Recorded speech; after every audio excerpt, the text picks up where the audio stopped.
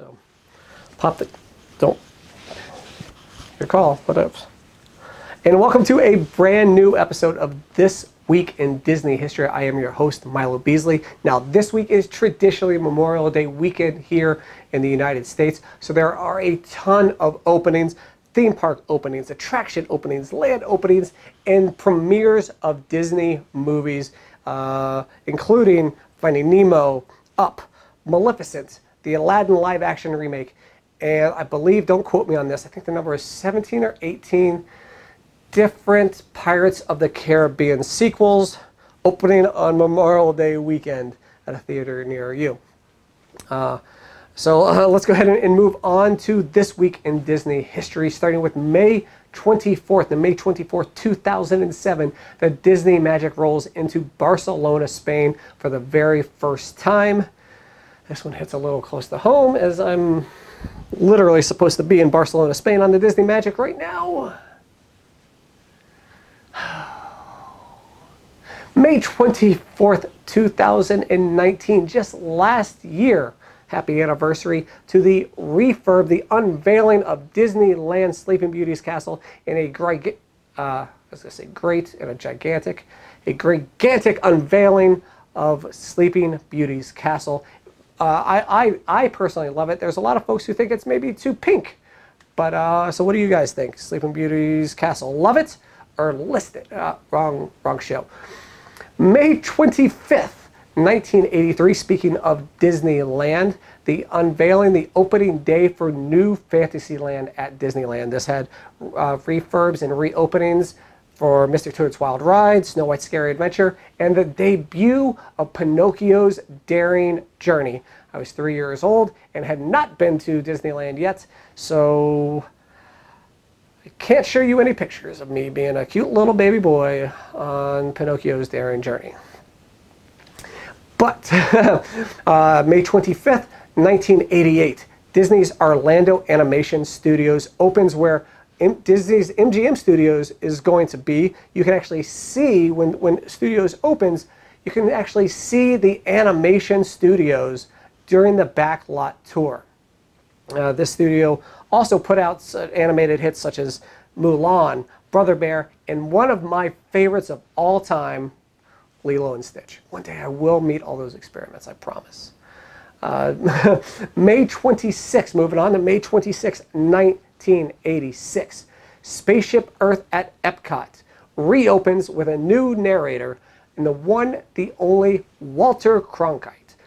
I was going to try to do the Walter Cronkite, I can't even. So we're going to go ahead and move on to 1990. Still at the Walt Disney World Resort at the Magic Kingdom, Mickey's Starland opens. Mickey's Starland, for those of you who were not familiar, became Mickey's Birthday Land. And then from there, Mickey's Toontown Fair. I had only actually ever been to Mickey's Toontown Fair, so that's what I'm familiar with. But how many of you, I would love to hear from you. I've gotten pictures at Mickey's Starland because I would love to see what that looked like back in 1990, during those early 90s. Moving on to May 27th, one of the biggest days. I have a ton of things here, and the list was even longer. So we're going to start with 1933. Silly Symphonies premiered, featuring the Three Little Pigs. I'm pretty partial to the pigs. We both make really bad decisions and like to eat a lot. Also, May 27th, 1965, news breaks on a great land deal in Orlando, Florida by the Miami Herald. That great land deal ends up being the home of Walt Disney World, my second home that I can't visit right now, but thank you, Mr. Disney, for buying that in 1965, so that way I have a place to go when I don't want to sit on my couch. Also, May 27, 1977, perhaps the greatest theme park ride in the creation of man, Space Mountain debuts in Disneyland. Somebody near and dear to me has once said, it might be the oldest ride in the park, but it still has the longest line. Woo! There's people sleeping here, I can't. May 27th, 1985, during his second inaugural tour, President Ronald Reagan makes his way out to Epcot Center. That's something that certainly doesn't happen anymore, as I would love to see something like that go through Epcot Center and reestablish that as the place to be here at the Walt Disney World Resort. May 27th, 2011. I told you we have a lot of things. 2011, the Soundsational Parade premieres at Disneyland Resort. I saw Soundsational Parade last year. Yes, last year while I was attending D23 over in Anaheim. So I loved it, and hopefully when everything gets back up and running, we will see more Soundsational Parade at Disneyland. 2017, May 27, 2017. Disney's Animal Kingdom welcomes Pandora, the land of Pandora, or as everybody says, Avatar Land. Avatar Land. Avatar Land.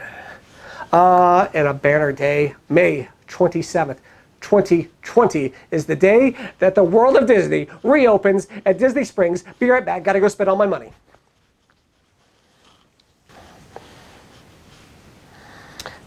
And they declined all my credit cards. May 28th, 1994, the Wilderness Lodge Resort opens at Walt Disney World. Well, I've never stayed at the Wilderness Lodge. I've been there a few times, had dinner there, and I've just done other things such as chasing characters. Again, if you watched the last one, it's what I do.